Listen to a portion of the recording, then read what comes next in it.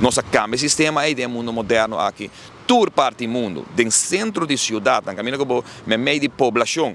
Tour gente também ouve na incinerator. Nossa compra um incinerator de tempo aí, com fundo na nossa tem de FDA.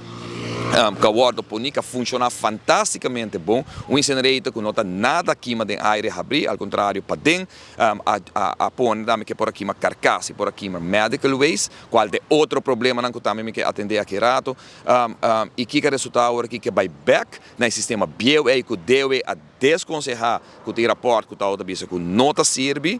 Banda de gel que vai pagar agora que não mais de 1 milhão de florinhas para solucionar o problema aqui através desse sistema aqui. Totalmente um caos o que está tomando lugar no terreno aqui.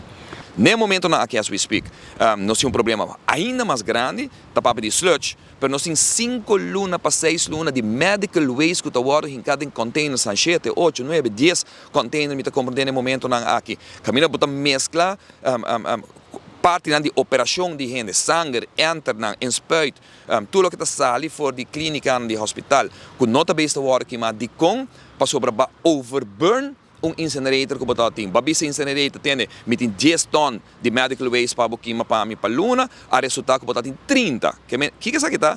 Nós estamos tirando tudo o sushi aqui de dump antes. Nós sabemos que o incinerator para queimar, mas simplesmente para sua falta de interesse, me digo que business caso que para falta de visão e que não tem nenhum plano de mestre no momento aqui, sendo que tem um plano que agora lá atrás, foi de 2019, caminha tudo experto na Aruba, assim está junto e atrás e a business aqui de caminho com os 5 cana, e ministra aqui simplesmente para seu capricho, a tropa me quer ter um sapato demasiado grande, que não está feito e tem caso aqui tem um momento para nos pôr o ministro Ursula Arns personalmente responsável. Não pode esconder para trás do ministério, não tem placa, porque vai cobrar turista ou de forma irresponsável para algo que a cria nos últimos 3 anos aqui. Ministra Ursula Arns tem que ser personalmente civil-rechtelijk responsável para o rotzooi que está tomando lugar aqui, para que o que nós não mira, mas que pode vir uma pandemia, de maneira que o pago a 5 anos para acaba.